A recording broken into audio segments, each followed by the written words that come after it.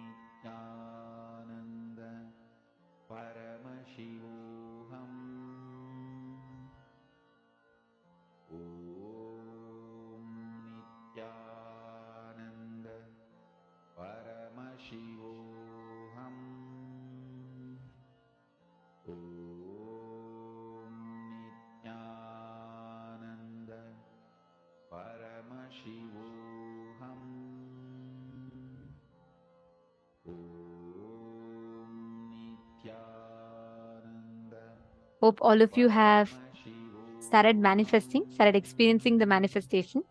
See, please understand, it starts with this. Just decide to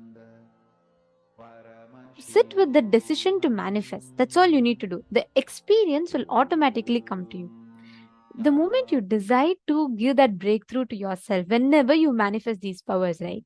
What starts happening in you is the way you experience, digest these higher cosmic truths completely changes.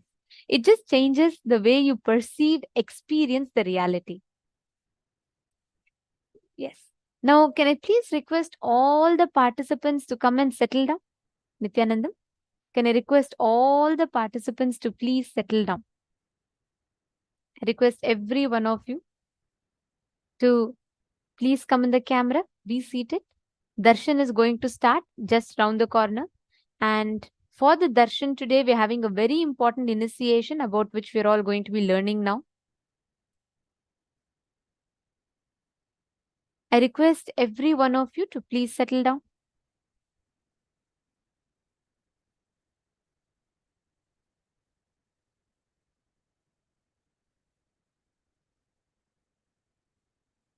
Now, we are going to be having a very powerful initiation today called the 56 Akshara Matrikas initiation, where Swamiji will be inserting through sounds. Swamiji will be awakening the highest frequency consciousness in us. So let us all get ready to receive that initiation, for which firstly we will be understanding what are these 56 Akshara Matrikas, which is what we will be learning about now.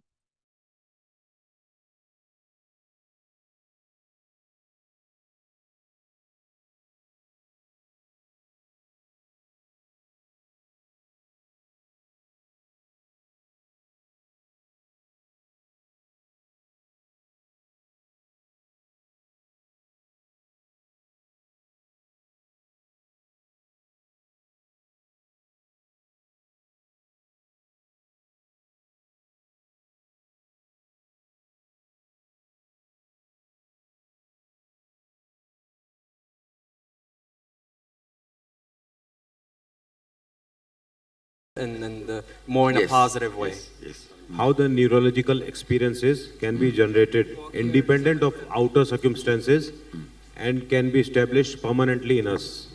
First thing, do you understand neurological experiences are generated in your dream independent of outer circumstances? Yes. How can that be created, you are asking? See, I'll talk about this example of these alchemy products.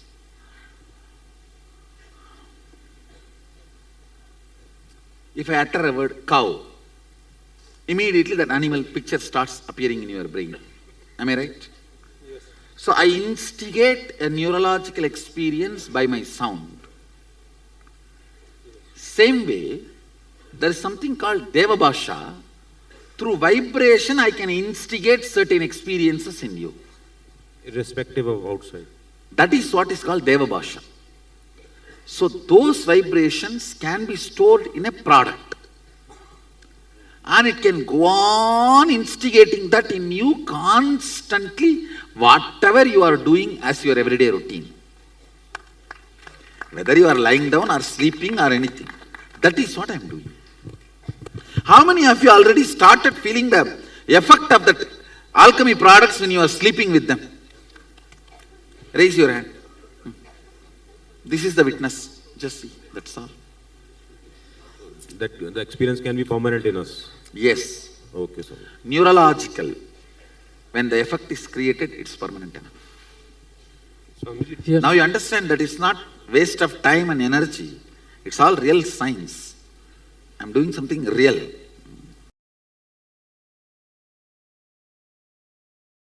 Same pattern leads to same disease in all persons. It's a very standard. I can give you like a diagnosis method itself. At least there are absolutely truth. 100% truth. No exemption. That kind of a clear description, the Hindu Materia Medica and the Hindu diagnosis method describes at least 400 pattern, 400 diseases. Very 100% sure this pattern leads to this disease in all persons. All 100% of the human beings. It doesn't change. Like that, there are 400 descriptions in Hindu diagnosis method. The original book is in Sanskrit and I have Tamil and English, both translations. Major patterns, OCD, and the disease it leads to is same in all human beings. It's actually the DNA. DNA of Mars. It's called, in English I don't know the word, in Tamil we call it Pavaram. Pavaram, in English coral. I think English it's called coral. The pure coral. Pure coral. C-O-R-A-L. It is a DNA of Mangala. Mangala Graha. The Mangala is called Mars in English. In Sanskrit we call him Mangala. And Angaraga. He is so big. He converts everything into Mangala, auspiciousness. He makes everything into auspicious. So during specific initiations, actually I am going to initiate all of you into this Mangalatva, auspicious now, auspicious energy, auspiciousness. That's why I am wearing the coral, Mangala. I am going to give you the 54 Matrukakshara initiation, bringing the Paramashiva's DNA through the planets and 54 sounds. Actually 56. 54 is known to human beings. Only for Devatas, the other two is known. So 56 sounds. We call it Matruka, Akshara Matruka. Going to use the 54 sound energy. I can say that 56, 2, which is known to Devatas also is going to be used. 56 sound energy and auspiciousness, life positivity. You will all feel intensely, romantically and sexually active and alive now, because all auspiciousness, body experiences as romance and intense sexual energy. The whole body will feel that intense auspiciousness with this initiation. Whole life will feel very romantic and pleasant, and that bliss body, your bliss body will start manifesting. Many of you, when you are about to get the result of your hard work, you just break the whole thing. You know that 99% of the work is done. Within next 2 days or 3 days, the 100% is going to be done. It's like you are going to sign the deal. It may be buying a house or marriage or some relationship or some business success or some relationship with your team or even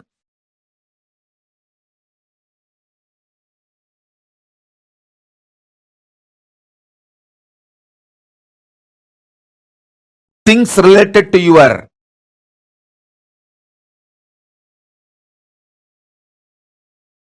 family or team or teamily, sometimes even your relationship with me. You know you are in the last leg and you purposely break it. In Tamil we have a proverb, venna thirandu varumbodhu thaliya udaikirathu, means you churn the butter. You know the butter has come, before you collect that butter, you break the pot. You knowingly do it. Many times you know. It is about to happen, but you break. How many of you understand you have that pattern? It's like a compulsive behavior. When your Mooladhara, root center, tastes Paramashiva, you feel in your muscle memory orgasm, in your biomemory extreme romance, in your bioenergy high Kundalini Shakti. There are 56 primordial Moola Shabda. Moola Shabda means primordial sound, which is the foundation of Panini and the whole Sanskrit grammar. Listen. Mangala, life positivity, always enters into you as a romance and cosmic orgasm, as a sex energy. That's why I am wearing the pearl, DNA of moon, Chandra, and coral, DNA of Mangala, Mars.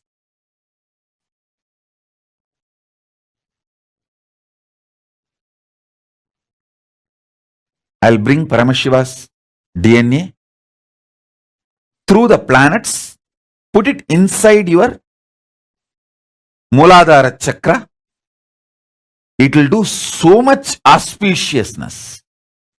I tell you, first it will break that self-sabotaging pattern. How?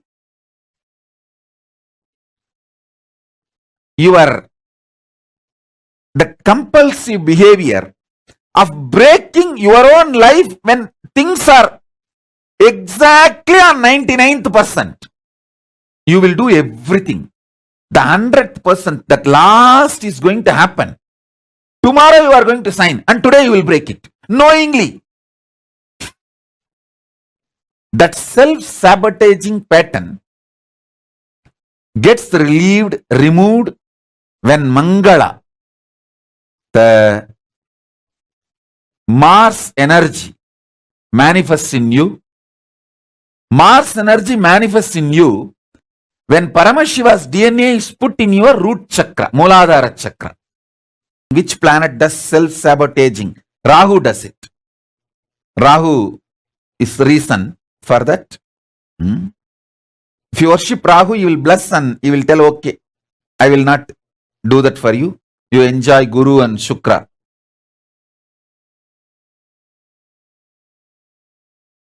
Paramashiva beautifully says, in Kriya, in Puja, there is a special ritual called making yourself Divya Sariri.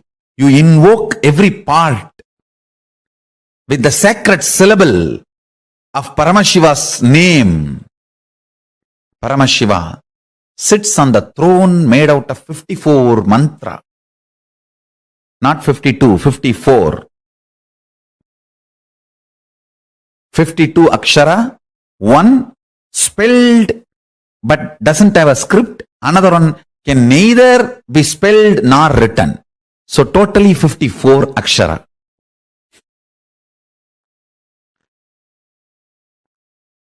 He sits on the throne which is made of these 54 aksharas.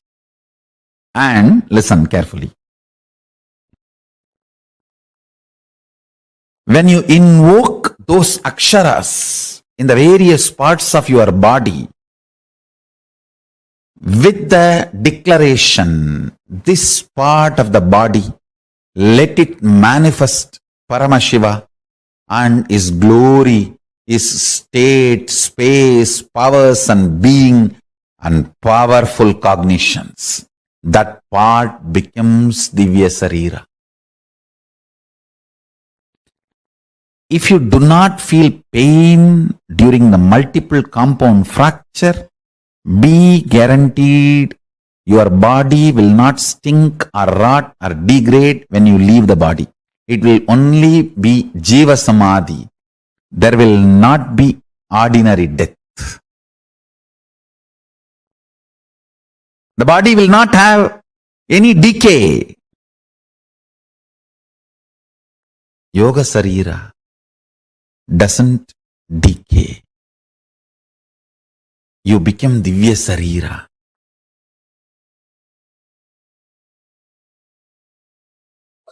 Let me introduce the science, this process, now which we are going to do. The exact 16 sounds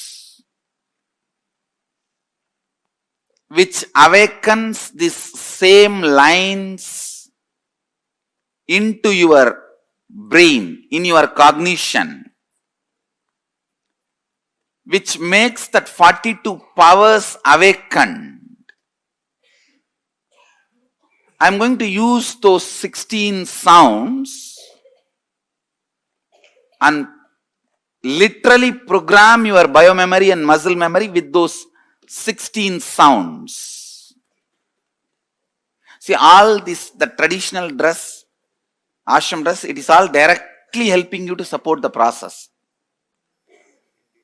So, the weight of the clothes should sit only on the left shoulder. It should not sit on the right shoulder. If it sits on the right shoulder, body heat will increase tremendously. Your lungs will feel suffocated. If it sits on the left shoulder, only then lungs won't feel suffocated. It will constantly keep itself cool. And especially that Vaishnavite structure of worshipping and all that is completely that. See, Vishnu, because he is in the Milky Ocean and everything related to Vishnu will be cool. So that's why Tulasi, not to catch cold.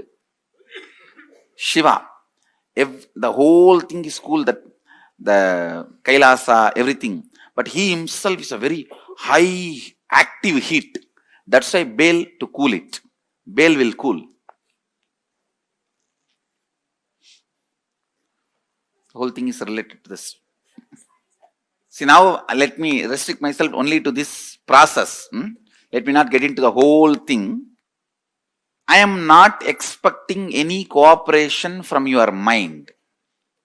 So you do not need to presume you need to be very silent, peaceful, meditating. You don't have to presume any of that. You don't have to imagine any of that. I am making it very clear. I am not expecting any cooperation from your mind. I am only expecting cooperation from your body. Means sit holding the yantra, don't scratch yourself, don't hurt yourself, like that housekeeping kind of level. That level cooperation only I am expecting from you. Nothing more than that. If at all I expect any cooperation, it is all just simple housekeeping level, which you can physically do. which you can do it using your body. Nothing else is required. So you do not have to have any stress. I free you from all psychological demand. No psychological demand. And just be free. You are going to be spending some time sitting, like when you spend time rarely seeing the sunset, or sitting in your rose garden, or just sitting with the books, not even reading, seeing pictures. No, that is one of my hobby. I have beautiful photographic books of all the temples. Lot of temples, pictorial books. I'll be sitting and watching all those temples. So how you casually spend? I tell you, if you have your own library and your own garden, you have everything you need. The garden which you love, where you spend time, and the library which you love, where you spend time. So how you spend time there? Like that, just sit. You don't have to plan. And if you are tensed, okay, be tensed. If you are relaxed, okay, be relaxed. I am not expecting any psychological cooperation from you. And you don't have to presume that you are supposed to be in any specific way. When I am chanting those 16 syllables, you may feel the shooting pains in the body, which will be getting released. It's like the hot flash kind of a thing. But it will not give you any suffering. Don't worry. Don't be afraid. If you are having knee pain, suddenly you will see in the knee hot flash kind of a thing. A kind of a needle entering or that kind of feelings, but it will disappear immediately. These 16 sounds, they are not even a described syllable. Please understand, it is not like a A, B. It is not like a defined separate letters. It will be like a So it may be sometimes like a mixture of A and E off. So it is a 16 sound, not 16 syllable actually. That's the truth. It's a 16 sound, not 16 syllable. So those sounds I am going to use very intensely. Those 16 sounds form the basis of your cognition. Listen. Your cognition of love, joy, insecurity, bliss, fear, good, bad, right, wrong, all that starts in your cognition. You see that all the things you cognize get triggered in your cognition with these 16 sounds. For example, anything you experience in your life, good, bad, world, large, small, anything, it has to get triggered in your cognition, in your inner space. It should get triggered. For example, the moment that I utter the sound tiger, immediately some kind of a fear, mixed fear with insecurity, those all that gets triggered the moment that form is triggered by this sound. So everything in your life gets triggered in your inner space only from this 16 sound. The mixture of this 16 sound is the source of all cognition in your life. All of you are able to understand what I am saying? So, I may be just cutting into many of your pains, pleasures, good, bad, right, wrong, into many of those things.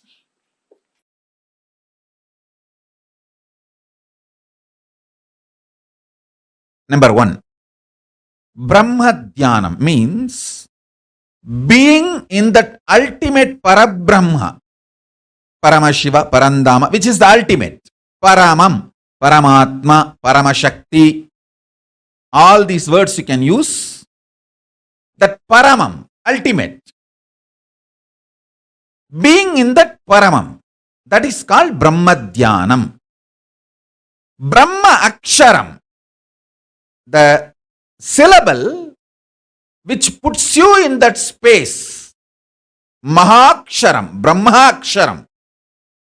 That Brahma Aksharam is this 3 dot.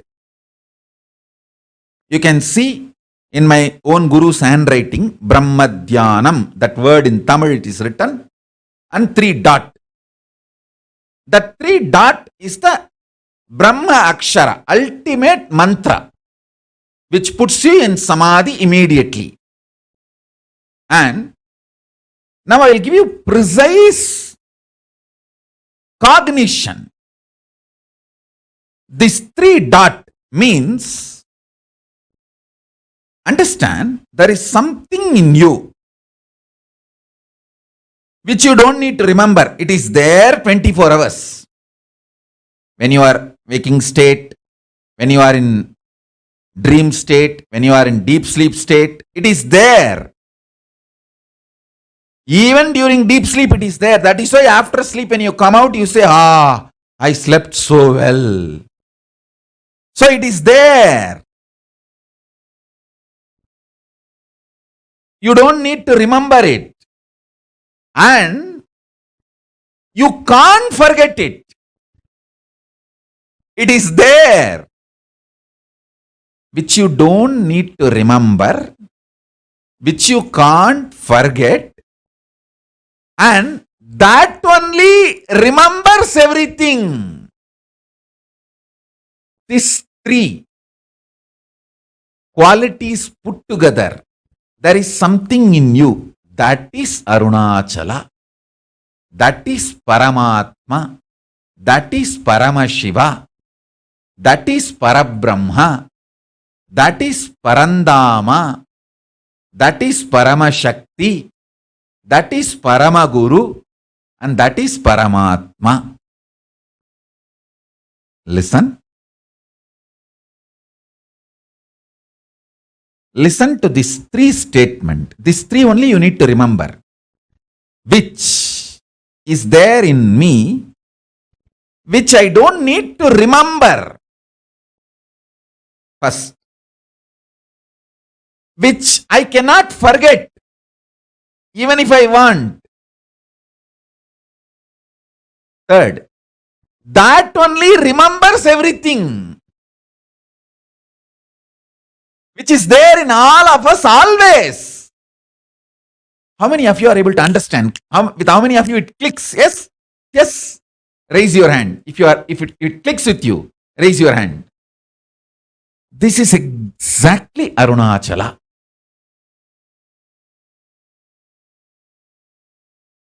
Remember that which cannot be remembered, cannot be forgotten, that only remembers everything. That is what is cognition. That is what is cognition. It is not faith. It is not belief. It is not idea. It just clicks. Sit and try to understand this. Yes, there is something in me. I don't need to remember. And I can't forget. And that only remembers me. Remembers everything. That is what is Arunachala. That is what is Paramatman. That is what is Parabrahman. That is what is Paramashiva. That is what is Parampurul. That is what is Paramashakti. That is what is Parabrahma, Parandama, Paramashiva, Paramashakti, Paramatma, Paramaguru. Sitting in that is Nirvikalpa Samadhi, Brahma Dhyanam.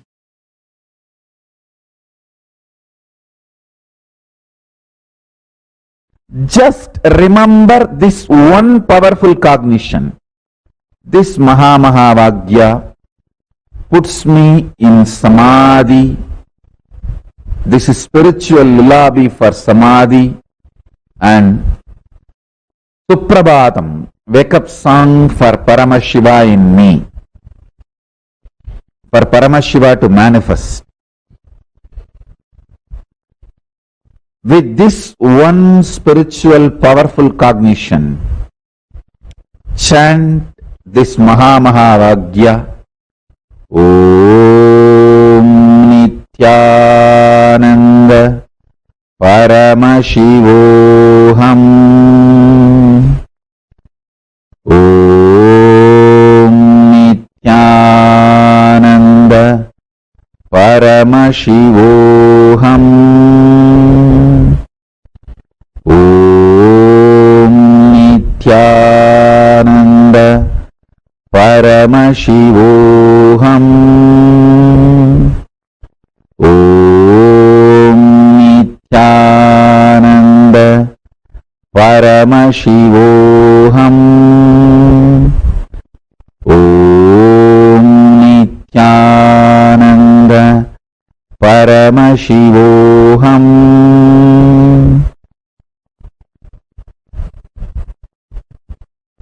I have also implanted the Bija mantras, all the 54 sounds.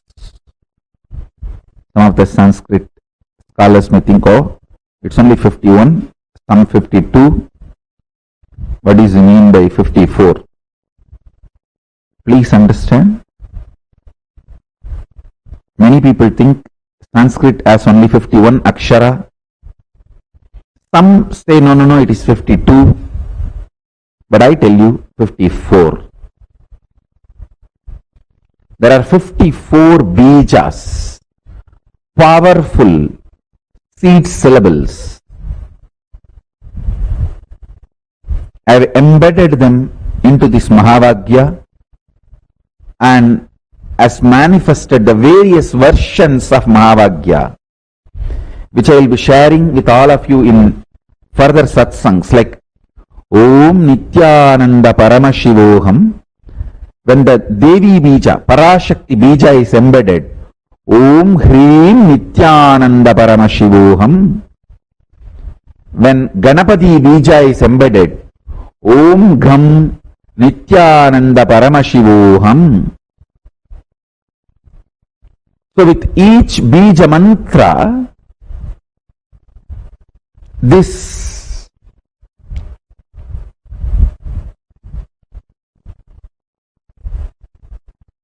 Mahavagya can manifest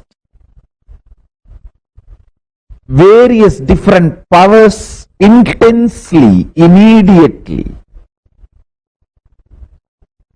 just with the Mahapranava, Om.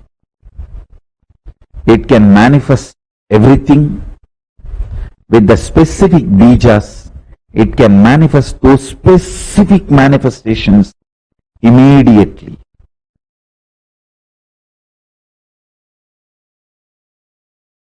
So sannyasa, purifying everything. Actually exactly that nya dhatu means flowing with the cosmos. Nyaya. So from the dhatu only that nyasa evolves. Flowing with the cosmic Shakti is nyasa. Nya. means then from that only the jnana dhatu and the nyaya. The whole thing evolves from that. Flowing with the ultimate. Now let me talk about this connection between integrity and sound. Matrika. See, the sounds you constantly create decides your existence. Deha means in which you feel your astitva is deha. It is not that you always feel your existence in this deha. While you are in the dream, in which body you feel your existence? That is your deha.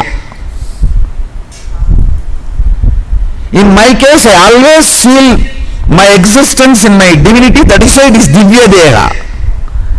Divya Deha, constantly staying in this Deha, makes this as Divya Deha.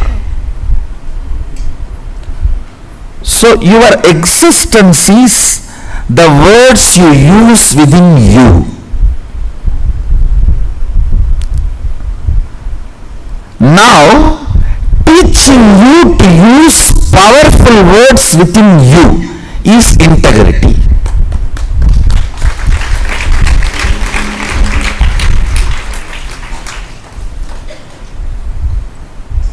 When I am teaching you to use powerful words within you, I am stopping all the pollution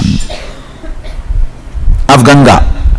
When I am installing these mantras into your body, I am just sending a heavy rain and flushing the whole Ganga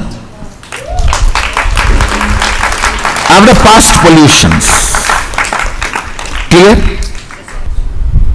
When you think with Agama software, anything you think will go on becoming reality, because the Ashtakanma Shaktis will start manifesting in you.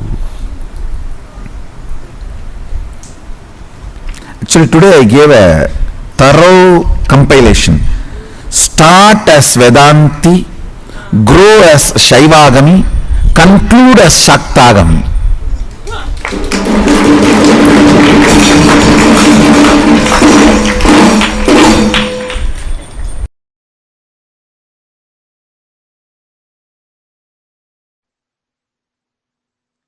I'll now intensely initiate all of you and infuse Paramashiva Shakti, the Devi energy, powerful feminine energy. Listen to this 5 initiation. 1. Life is all about Shakti, power, energy.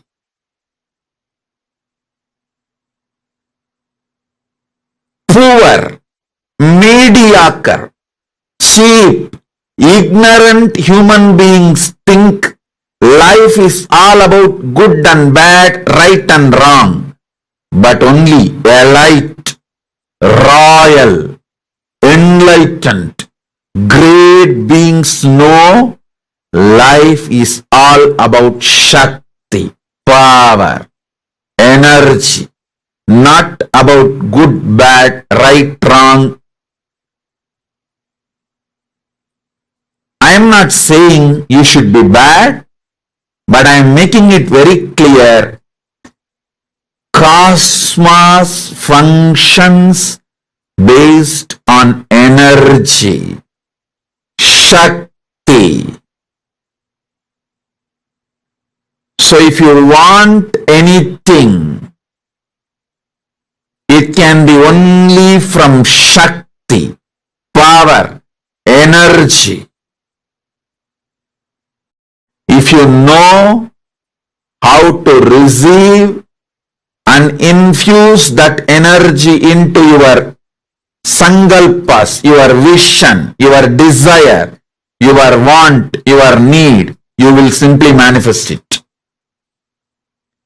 Mediocre minds, mediocre people ignorant people think life is all about good and bad, right and wrong. The whole equation, right and wrong, good and bad, the whole idea, good and bad, right and wrong, and all the conclusions you come to based on good and bad, right and wrong, the whole thing is false, shit. Use any word you want after this.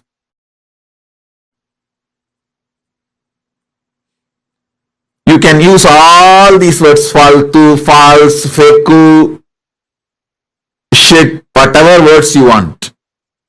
Be very clear. Life is all about Shakti or no Shakti. Not good or bad. Neither you get something because you are good, nor you lose something you are bad. What you want, you achieve when you manifest Shakti. You lose when you don't manifest Shakti. Understand, I am giving you the royal principle of cosmos, royal principle of life.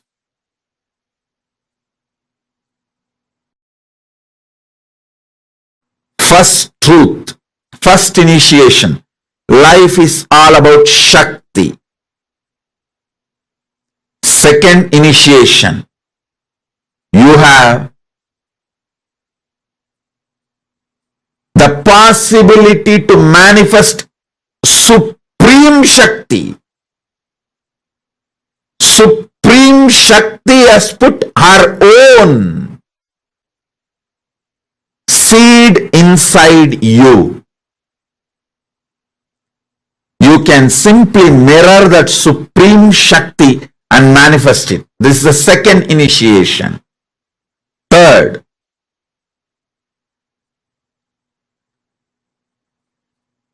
when that Supreme Shakti manifests, your values of good and bad, right and wrong will have cosmic maturity. Listen. Cosmic maturity will be infused into your good and bad, right and wrong.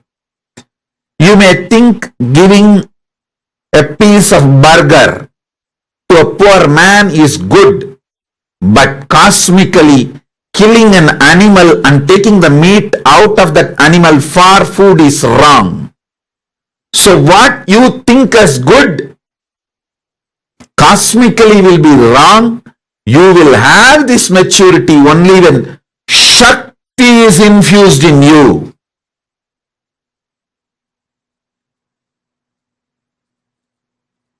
An animal whose system cannot digest vegan food, if he or she takes, like a lion, eats the flesh of the another animal, it is not sin. But the body which can digest vegan food, if you have that body and still you are killing some other animal for the flesh for you to eat, it's wrong. You may think giving a burger is a great good deed. No. Cosmically it is wrong. Your good and bad will have maturity only when Shakti is infused in your system. So understand, life is all about Shakti, energy, power, not about good, bad, right, wrong, as you understand. So when you infuse energy in you, you will have the matured, cosmically matured, good, bad, right, wrong, clarity, knowledge, buddhi, intelligence.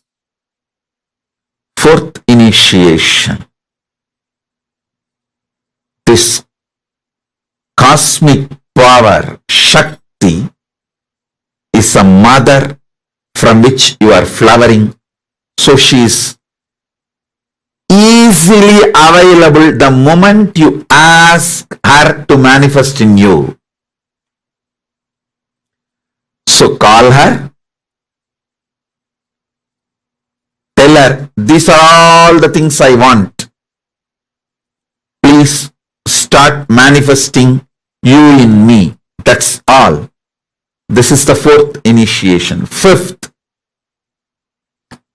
with the grace of Paramashiva and Paramashiva Shakti. Now Paramashiva Shakti will be manifesting. Type whatever prayer you want to ask from Paramashiva Shakti. Whatever you want to talk to her.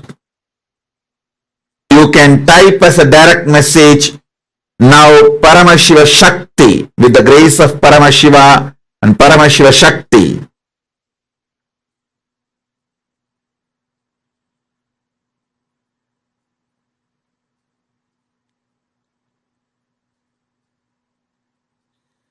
Paramashiva Shakti will manifest now. Om, Om, Om, Om, Om.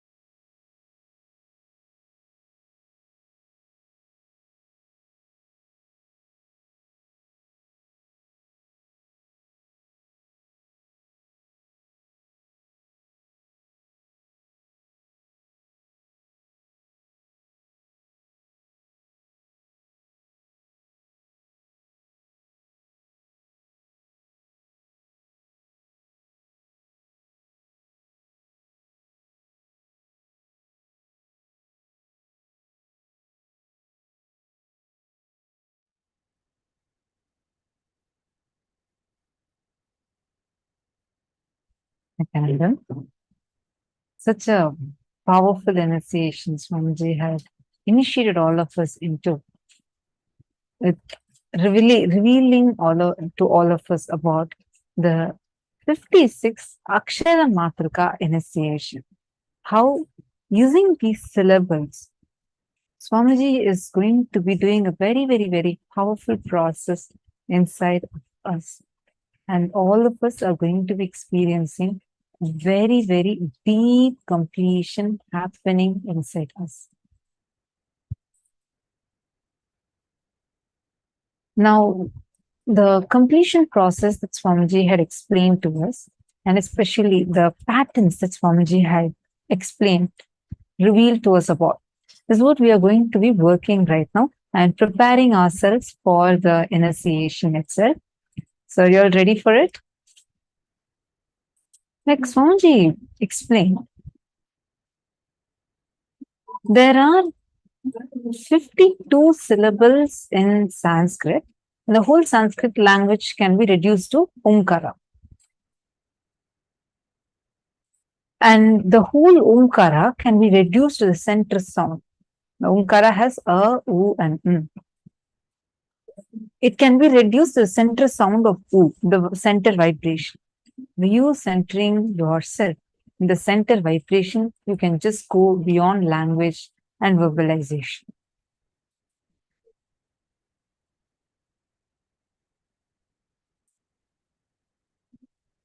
We are going to now be taking a few minutes to complete the self-sabotaging pattern. Swamiji explained so beautifully how these 56 Akshara Matrikas, the syllables, will directly enter inside our very bio memory and bio energy and give us deep completion from within.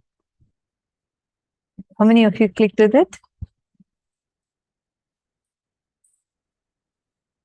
All of us are going to get experience the tremendous completion happening in us. See, all of us carry a pattern which makes us like when you're almost getting what you wanted, you're able to manifest. Exactly towards that time where you know the next step, you're going to manifest it. You yourself will do something and just collapse the whole thing. Like exactly what Bhasmasura, Ravana, their attitude. Where you yourself do something to self-sabotage your own success. How many of you are able to identify that? In how many areas of your life are you able to identify that? If you identify that, it's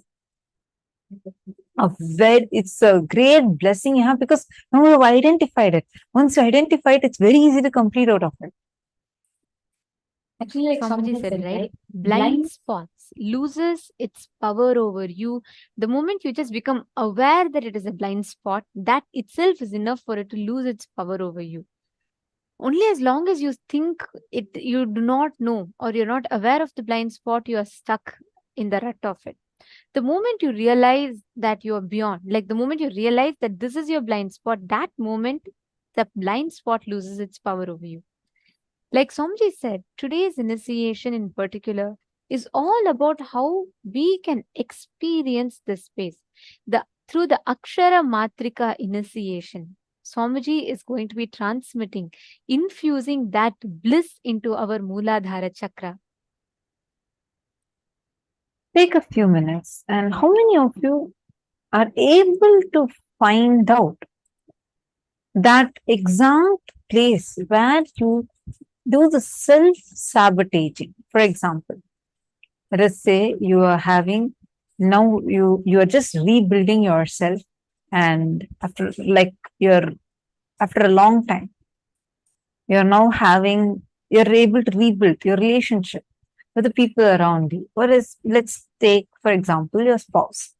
You're now rebuilding your relationship with your spouse, where you're bringing in completion, and you feel it's almost going towards that goal that you want, but exactly at that point, you just do something and collapse it. Or same way in your career. You are working hard, you're trying something, you want to do a project, you have a certain goal. You yourself are working towards it. You did the work, you did the hard work for it. And you are itself creating the path to success for it. But when it is almost going to be successful, you yourself just do something and collapse it. How many of you are able to identify with this pattern? Karen, you're asking for whether these syllables are available and Akshara Matrika initiation. See, the 52 are just the Sanskrit letters. With that, there are those vibrations are available, like each one has a particular sound. But the remaining 4, the 2, 1, which cannot be, both of which cannot be written, but one can be uttered and one more you can't even make the sound. The last 2 are known only to the Devatas. So that is why it's totally 56, and these 56 are not, like the last 4 are not available to us in a form that human beings can understand.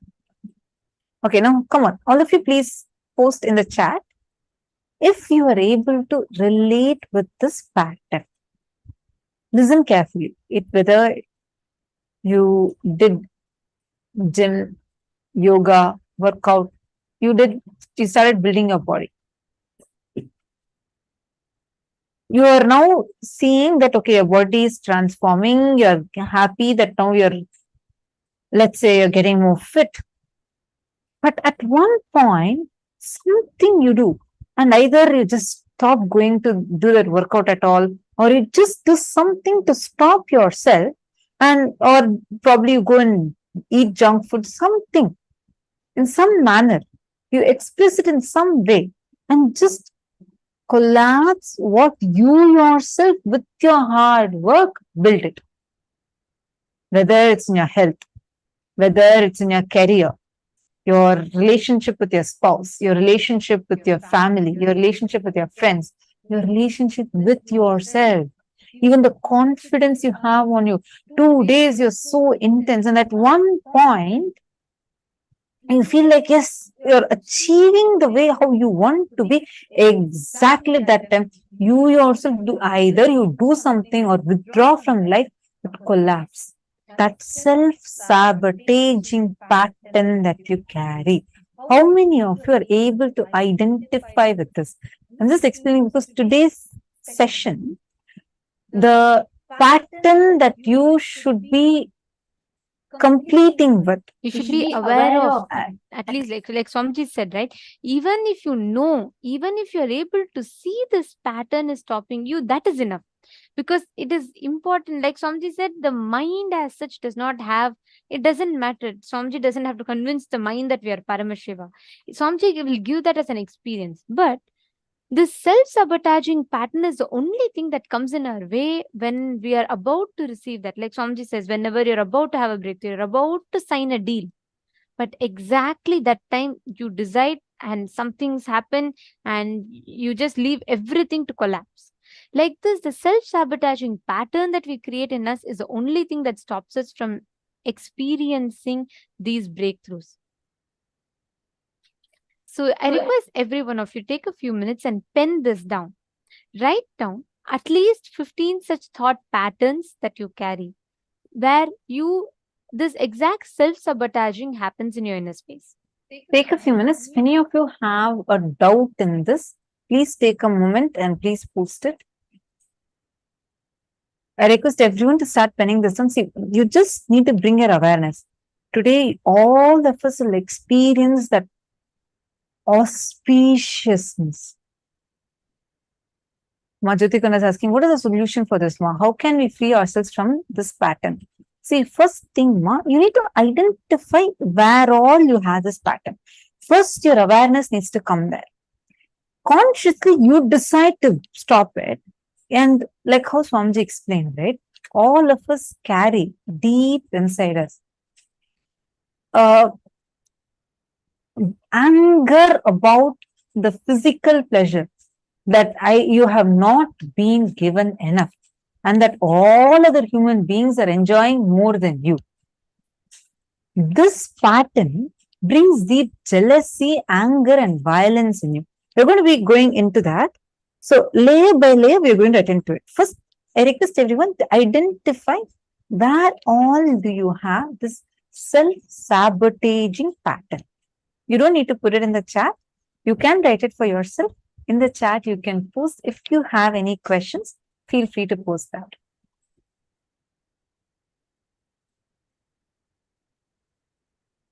So, Majyoti Kunda, first let's identify it, write it down, and then we will be going into the next step, then a little more deeper layer, and we'll be working on that completion. Today, during the initiation, the Akshara Matrika initiation, the moment you consciously decide, I want to come out of this, you will just see sitting in the initiation, Swamiji will remove that out of you. He'll just melt it away. First, we are going to be focusing on completing with this pattern. May I request all of you to please post if you have understood what the exercise is? Even when that you do identify you have this pattern, actually when you write it down, you will see even more intensely, you will be able to clearly see where and how these patterns reflect. Right now, we may be able to see like vaguely, but clearly you will be able to see which all aspects. Swamiji told, right? If you are doing it in other aspects of life, that means even with Guru, you do it. So identify, go to that depth, and please identify and write down. Karin, no. First, let's finish this one. Then we'll go to the physical one next. First step is to identify the self-sabotaging pattern. I'll give you a few more examples so all of you are able to understand. Mavalini Subaya has posted, yes, ma, I'll be building myself well and strong. Then remarks from my siblings pull me down. Understand? Ma Valini, write down an incident where you felt you actually started and the remarks from your siblings actually pulled you down. Actually look at it. Was it really the remarks from your siblings pulled you down? Or was it your reaction for it? The anger, whatever it triggered in you, you decided, consciously decided to self-sabotage. It's like a anger, a violence that just kicks in and just makes you to decide to collapse everything. Like illogical it will be.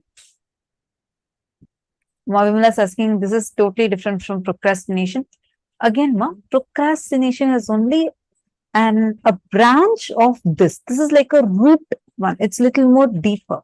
If you identify the situations where all you have, like you are becoming successful in something, and you see very well, you yourself do something which normally you wouldn't have done.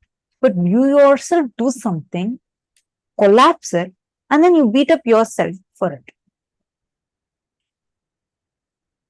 Carmen Maris is saying that I want to be free from negative thoughts or energy. Yes, Carmen Maris, definitely yes. Actually, were you able to attend the full day program?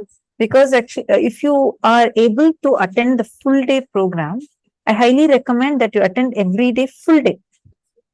That will help you layer by layer to identify the root of it, where you can actually identify why these negative thoughts are even coming in.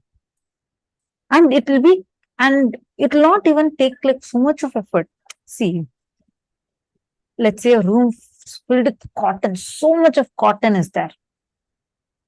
You may think, oh my God, so much of cotton.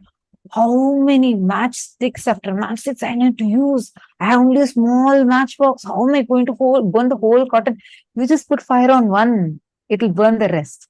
So that putting the fire needs you to first open the door of that room, which is what will happen when you sit in the sessions. Putting the fire, Swamiji will do. You don't need to worry about it. And moreover, see these completions, right? Always, if you see the way whole program Swamiji is designed, it takes us from one layer to another, to another, to another. Right now, we are trying to look at it like, oh my God, it's too much. How do I settle everything? Swamiji is giving us a very simple, straightforward science. Where as you complete, as you understand, like initially we understood about genesis of our identity, we understood about the 4 images. Then we understood in depth about what is identity as such. Each sign, Swamiji is beautifully taking us from one to another to another. So take a few minutes and I request every one of you to pen down at least 5 such cognitions. Write down where all the ideas, the thought currents, including your anger, jealousy, violence, all these types of things, where self-sabotaging decisions you have made.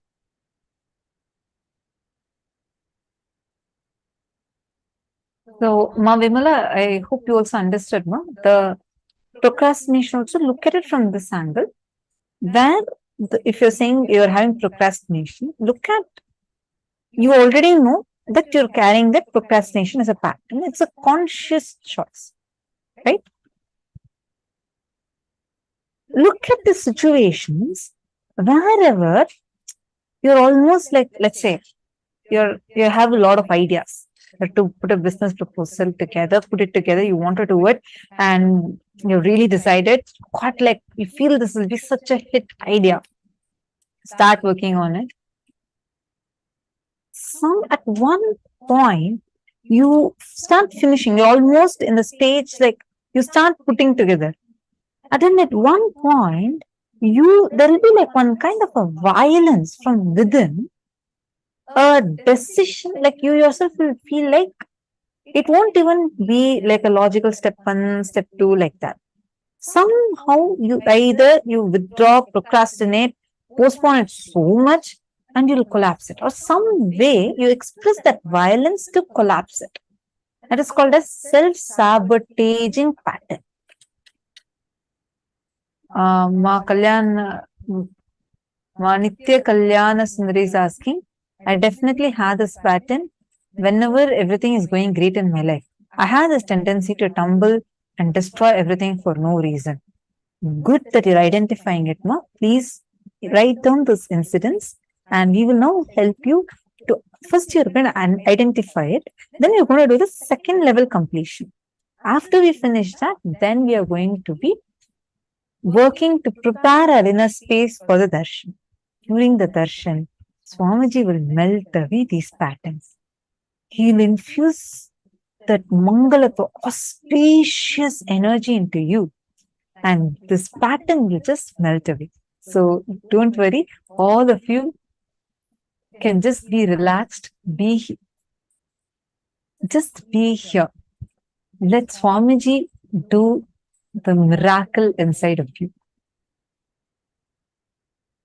If you're finished, please let us know saying you're done. Just at least first for now, do 5 incidents like that. 5 places where you see clearly how you yourself destroyed your own success, your own good things. Like for example, you have decided you want to do something and you've taken a decision, you started doing, but something will happen in you, some cognition, like it won't even be like thought through kind of a thing. You'll just decide and collapse it. You all don't need to post what pattern is it. It is just say if you are written and you have finished it, please say you have finished it. Then we'll go to the next step. So nice to see so many of you participating. And all the participants who are watching us on YouTube, we highly recommend you to immediately join the Zoom, especially because we are going to be having the live darshan. I don't think any of us want to miss out on the Nayana Diksha. And especially today, the science that we have learned, even $1 billion cannot get us this knowledge. Swamiji is not just talking about our physical identities, right? Swamiji is going to the very depths. what do we understand as gender in our physical, physiological, psychological, and conscious levels. And the initiation today is something that we should never miss at any cost, because this initiation is directly going to work on your very definitions of pleasure, pain, joy, failure, all of these. And so much is going to literally infuse our DNA, the root center, Muladhara chakra itself, with the ultimate cosmic bliss. So it's a very powerful process. And also one important thing, right after the process, at least for the next 1 hour, you should not touch anyone. So Amji had told that the body will have to settle down with the energy. So it's important that you're maintaining distance and you don't touch others. So now, Rohit Agrawalaya, I read your message. Rohit Agrawal, can I request you to please come on camera? See that you're participating, but I do not see you on camera. I request if you could please turn on your camera. Just one thing in what you have posted. I request if you could please identify, now whatever you have posted, right? Take a moment, take 5 incidents. Let's not just put the overall pattern, because we think the overall this is to be a problem. But there might be something underlying. So you need to identify that one. Could you please write down any 5 incidents where all these different expressions of the self-sabotaging pattern you have written, where these self-sabotaging patterns expressed, and very explicitly identify those situations. It will be specific. For example, let us say that you wanted to apply for, okay, you wanting to present your plan to your boss. You've prepared everything and everything is ready. You're just going to go and present to him. And exactly on that day, like it's the best day you really want to do it. Exactly on that day, you just have a fight in your family, and that anger just collapses the whole thing. By the time you reach your office, you're already tired, and it does not allow you to even be able to present it properly. And you end up beating yourself up, saying that I should have been more patient, I should have done this, I should have done that, and puts you into a cycle like this. Are you able to identify it? And that's like a vicious cycle. You go on repeating it. So you become upset about that once again. Like someone said, it becomes more of an obsessive, compulsive pattern in us. It's a compulsive reaction that keeps happening in us. So let's identify that.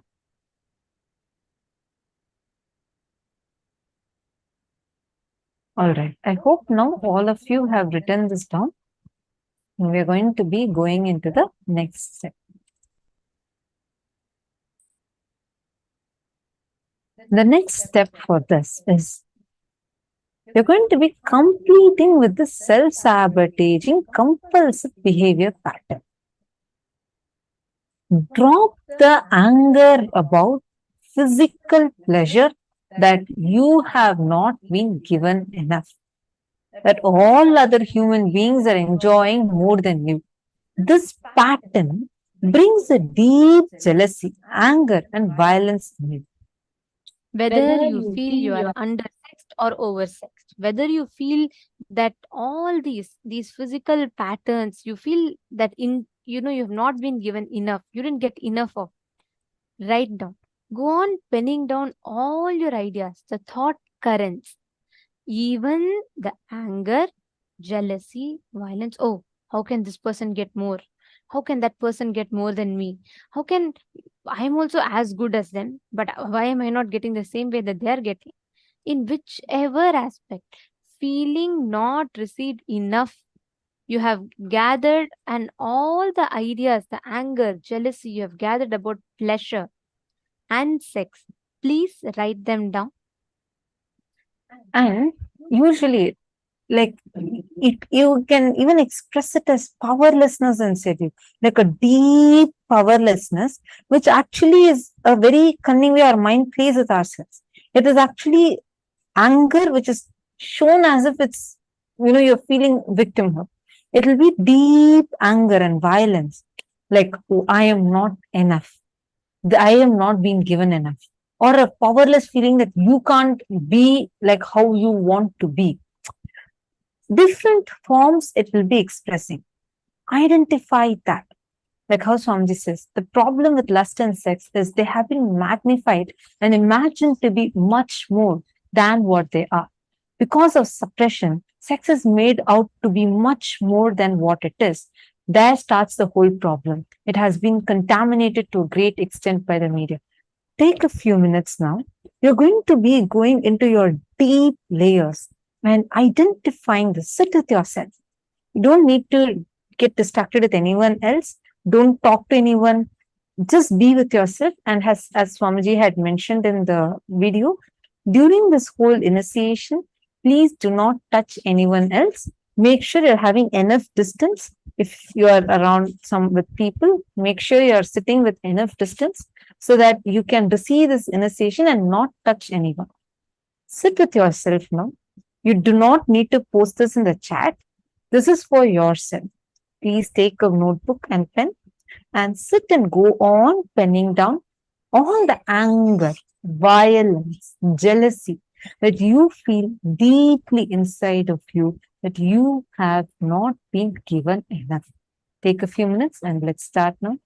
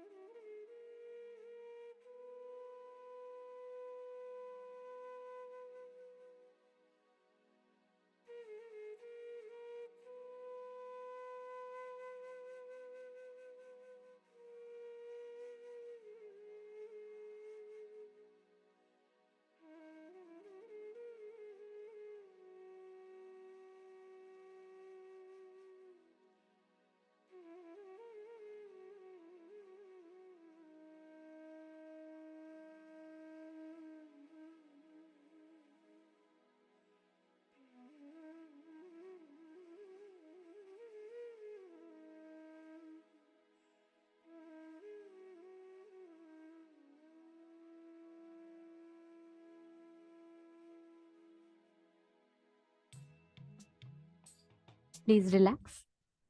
Hope all of you have finished writing. Yes. Now, it is time for all of us to get ready for the initiation that we are going to be receiving today. Swamiji himself had revealed about how through this Akshara Matrika initiation, Swamiji is going to be infusing the intense auspiciousness into each of us. Just through this Diksha today, all of us are going to be bestowed with immense auspiciousness, and our whole, like Swamiji said, all the self-sabotaging patterns, delusions that we put ourselves into, everything will be completely cleansed. And not just that, all the pain, everything will become into intense pleasure. You'll experience bliss in every pore of your body.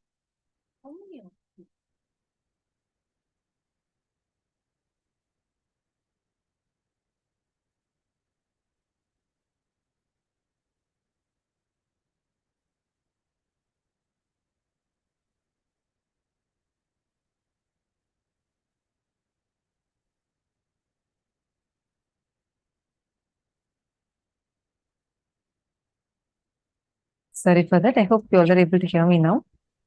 How many of you, when you all wrote down, first we did the exercise where we all identified the self-sabotaging patterns and then went a little more deeper and we identified the anger, jealousy, violence that we carry inside us and where we go on feeling that we are not being given enough. How many of you felt when you started writing down? Inside of you itself, like as soon as the awareness comes, like, yes, I can consciously stop it. Like you yourself are becoming aware of these patterns, the violence that is that deep inside of you. How many of you were able to identify that? Now, that patterns that you have identified, just consciously decide that you are not going to cherish it. Consciously take a decision to drop it. That feeling of we are not being given enough and that everyone else around us are getting much more. And that coming as suffocation or powerlessness or anger, all these are nothing but the violence expressing in various different forms. Consciously decide to drop that violence inside of you. Take that decision and sit for today's initiation. And just reminding all of you, as Swamiji had mentioned in the clipping that you all watched, do not touch each other. Like if you're with your family or anyone that's sitting with you during this initiation, make sure you're having enough distance between you so that you do not touch another person, because during this initiation, you will feel intensely blissful inside of you, deep inside of you. The whole body will feel that auspiciousness, mangalatva, just filling you. Actually, like Swamiji said, right, as soon as you connect, you just experience this process. Swamiji will be inducing bliss in our very system. And every aspect of your life, all the struggles, anywhere, whatever you felt as somewhere, wherever you carry that anger or violence, Swamiji will just convert all of them into intense bliss. You'll feel so much of energy and active right after this initiation. And this initiation will induce ultimate auspiciousness into each and every one of us.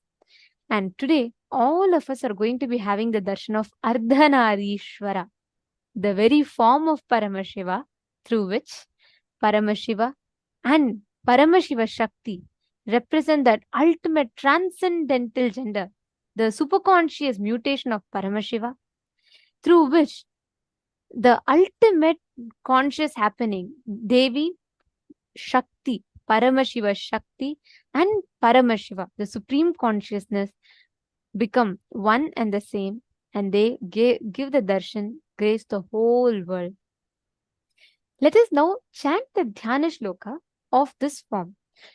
Dhyana Shlokas are basically the mantras, the sacred chants, that describe that particular form, manifestation of Paramashiva.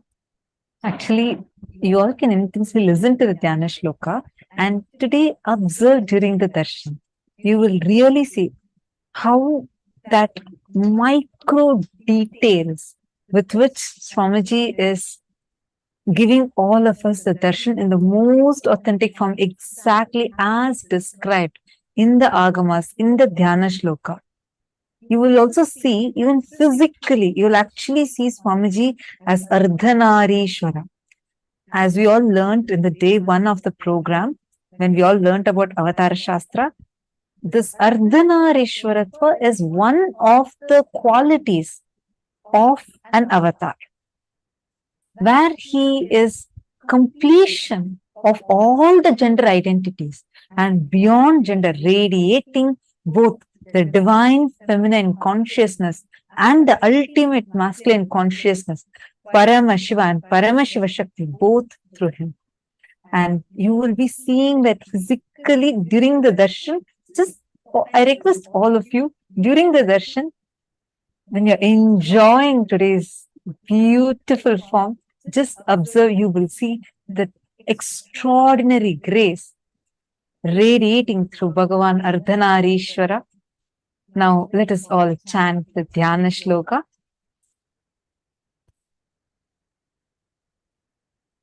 Please sit straight, close your eyes, and you all can visualize this form as we described. Chaturbhujam Trinetram cha Shivam cha Daksha Pasvake Vamardham Vama Bhage tu Simanta Tilakalakam Netardham Lalate tu Samyukta Dakshanam Shake Dakshine Kundalam Karne Dadham Vame tu Patrakam Katyam va kalitam va me abhayam tanka cha dakshine varadotpalake va me keyura katakanvitam umam chetusthanam kuryat swahakarayutum tova Shronyadham dakshine shambho Vyagracharmankritam Umardham Katisudram tu Chitravastat Parichadam Nupuralankritam Vame Savyapadam tu Kunchitam Savyam Pravala Varnasyat Sukrishnam Vama Bhagakam Ardhanarishwaram Proktam Devi Bhagashyama Varnaha Ishwaro Rakta Varnakaha.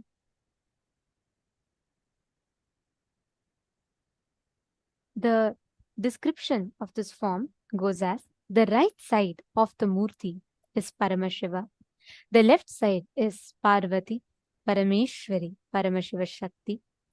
On the right side, Paramashiva is adorned with the reddish color body with the Jata Juta and Ganga, the crescent moon.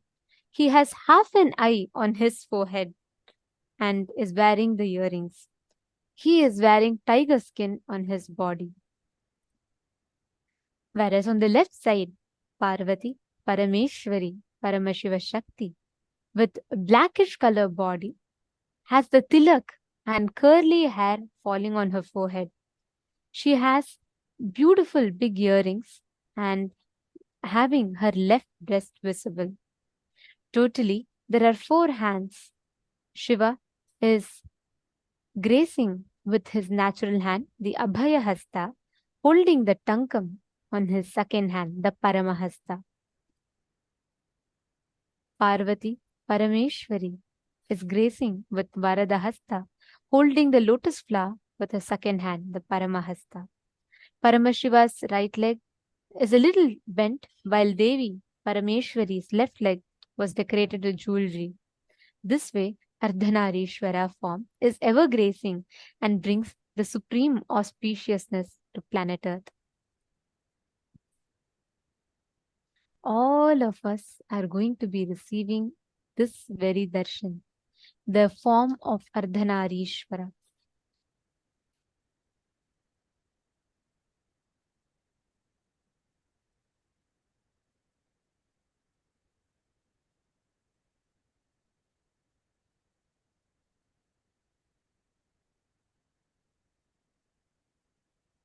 That we're all going to be having today, where Swamiji is going to be using the 54 sounds, actually 56 sounds, the sounds like Swamiji revealed, which are only known to Devatas, the last two syllables which are only known to Devatas, which all of us are going to be infused with immense life positivity. And like Swamiji said, every pore of your body will feel so blissful. You suddenly start feeling so romantic with life. You will start feeling so active and you will start feeling so alive. And your whole body will be infused with the bliss. And the anger or any kind of incompletions you carry in you will simply be erased and infused with bliss. All of us had written a lot of the incompletions that you're having in terms of one, the gender identity, how you exist physically, physiologically, psychologically, and consciously. And what kind of incompletions you went through and how you feel about you in the core of you. We went through step by step layers and layers of deep completion process. Directly, Swamiji himself had explained it to us and took us through these steps. And we all did the process. Whatever suffocating pattern, some of you even shared about how you feel like, suppressed, or you feel that you don't have the equality, like you don't feel equal. Many women shared they don't feel they have the equal rights as men have, and how that is giving a feeling of being suppressed inside. All those incompletions that you had penned down today, just decide, you can just put it as a prayer to Swamiji as Ardhanarishwara Murti during the darshan. You will see all that incompletions will just melt away from you. The very way you exist in you, in your body, how you feel about you will completely transform. All the cognitions, the powerless cognitions, the cognitions of body, shaming, and deep incompletions we carry about ourselves will get completely healed within us.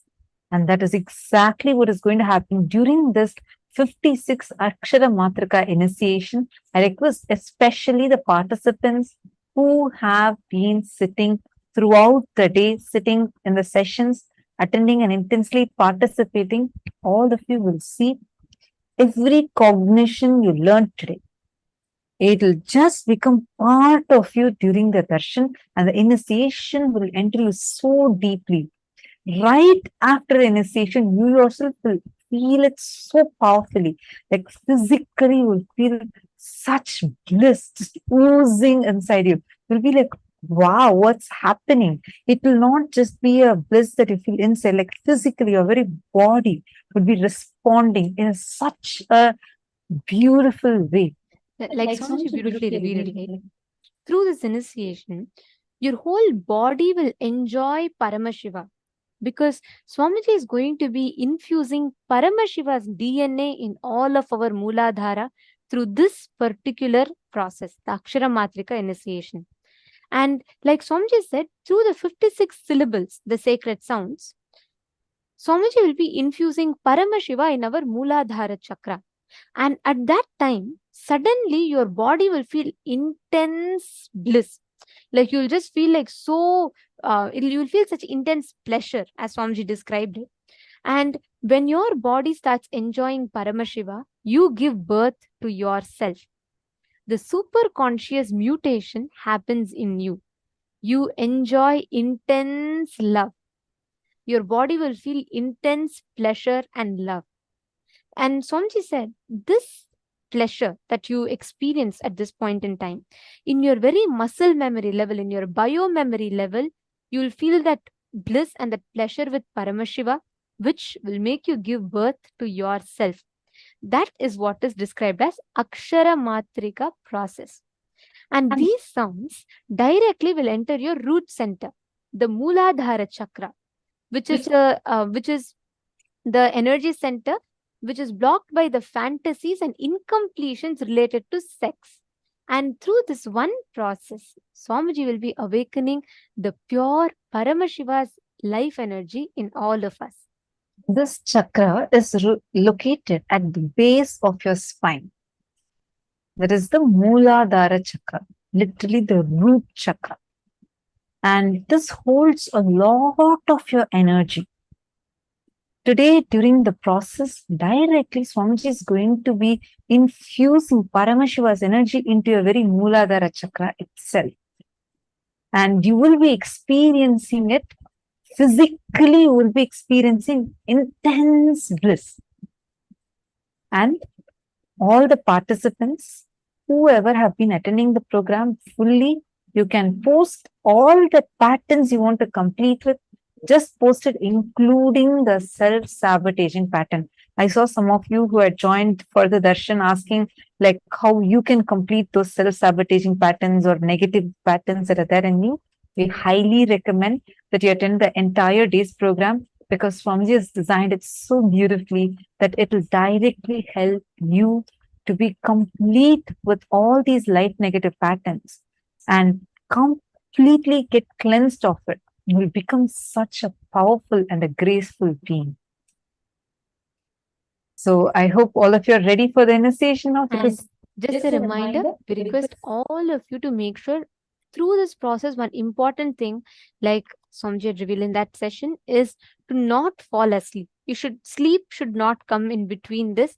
And of course, when we all see Swamiji, what sleep or anything will come. But just make sure that you are hydrating yourself and keeping yourself completely fresh.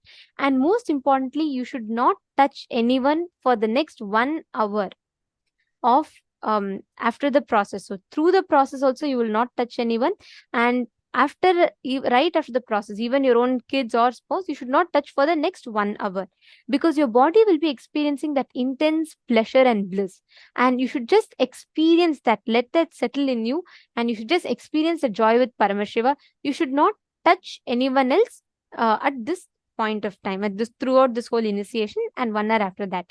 And right after this, we will start manifesting beautiful powers which Swamiji is going to be initiating all of us into today. Now, let us all get ready to receive the darshan of Ardhanarishwara Murti. Please sit straight with your head, neck and spine in a straight line. Chanta Mahavakya. Om Nityananda Paramashivoham.